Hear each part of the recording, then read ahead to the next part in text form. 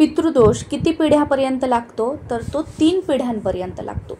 पुरुष असतील तर त्यांना फक्त त्यांच्या 3 पिढ्यांपर्यंतचा पितृदोष असतो. पण महिला असेल, महिला लग्न झाल्यानंतर माहेरचा आणि सासरचा दोन्हीकडचा पितृदोष महिलेला लागत असतो.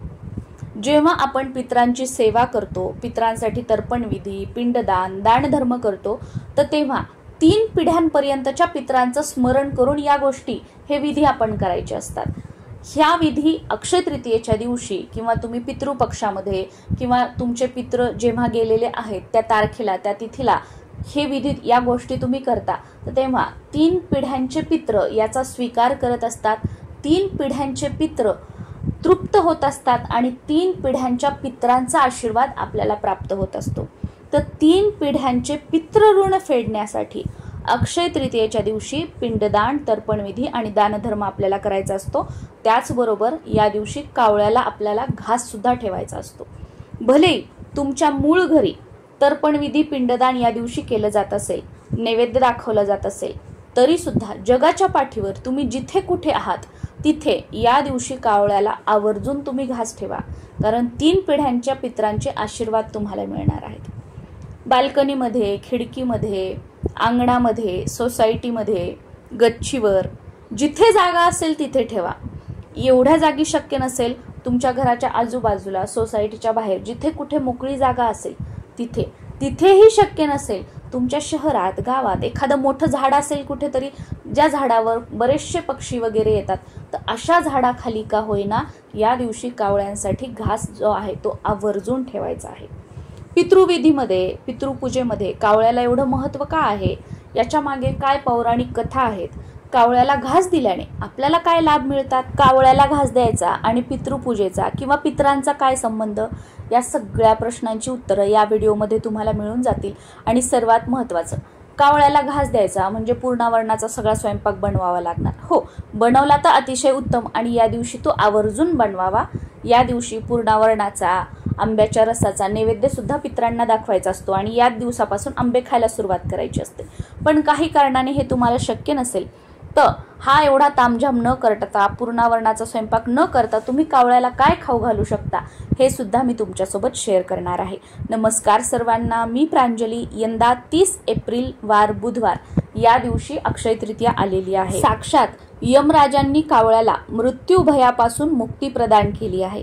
यमलोकामध्ये असलेल्या जीवांचे पोट तेव्हाच भरेल जेव्हा कावळ्याचे पोट भरेल आणि त्या लोकांना तृप्ती मिळेल, असा आशीर्वाद सुद्धा यमराजांनी कावळ्याला दिला आहे. म्हणूनच कावळ्याला यमाचा संदेशवाहक असं सुद्धा म्हटलं जातं. याच वरदानामुळे पितृपक्षात कावळे घरोघरी जाऊन अन्न ग्रहण करतात आणि त्यामुळे पितरांना तृप्ती मिळते, अशी मान्यता सुद्धा आपली आहे. दरम्यान इच्छा पूर्ण करण्याचे समाधान मिळेपर्यंत यमराज कावळ्याला पिंडाला स्पर्श करू देत नाहीत, असं सुद्धा म्हटलं जातं. मृत व्यक्ती कावळ्याच्या रूपाने येऊन पिंडाला स्पर्श करतात, पण प्रत्यक्षात जीवात्मा इच्छापूर्तीचे वचन मिळेपर्यंत कावळ्यास पिंडाला स्पर्श करण्यास मज्जाव करत असतो. जीवात्मा दिसण्याची कावळ्याला मिळालेली दृष्टी ही वैशिष्ट्यपूर्ण आहे. कावळा वैवस्वत कुळात जन्माला आलेला असून सध्या वैवस्वत मन्वंतर सुरू आहे. जोपर्यंत हे मन्वंतर आहे तोपर्यंत कावळा हा यमराजाचा द्वारपाल आहे. म्हणून पिंडाला काकस्पर्श झाला म्हणजे मृत आत्म्यास यमद्वारी प्रवेश मिळाला, असं सुद्धा म्हणतात. एकूणच काय, यमराजांनी कावळ्याचे रूप घेऊन एका अर्थाने त्याचा उद्धारच केला आहे, असं सुद्धा आपण म्हणू शकतो. म्हणूनच अक्षय तृतीयेच्या दिवशी कावळ्याला घास द्यायचा असतो. आता आपण बऱ्याच वेळेला म्हणतो की कावळ्याला घास ठेवला, पण आमच्या इकडे कावळेच नाही आहेत, कावळा येत नाही, कावळा घास खात नाही. तर अशा वेळेला बघा, कावळे इतर वेळी जरी तुम्हाला दिसत नसतील तर अशा वेळेला कावळा येतो आणि तो घास खाऊन जातो सुद्धा. पण कावळा आला नाही, कावळ्याने ते खाल्लं नाही, इतर पक्ष्यांनी ते खाल्लं तरी सुद्धा चालेल, काही हरकत नाही. आपण ठेवताना काय, आपला भाव काय आहे, आपण कावळ्यासाठी ठेवलेला आहे, पण ते इतर पक्ष्यांनी खाल्लं तरी सुद्धा चालेल.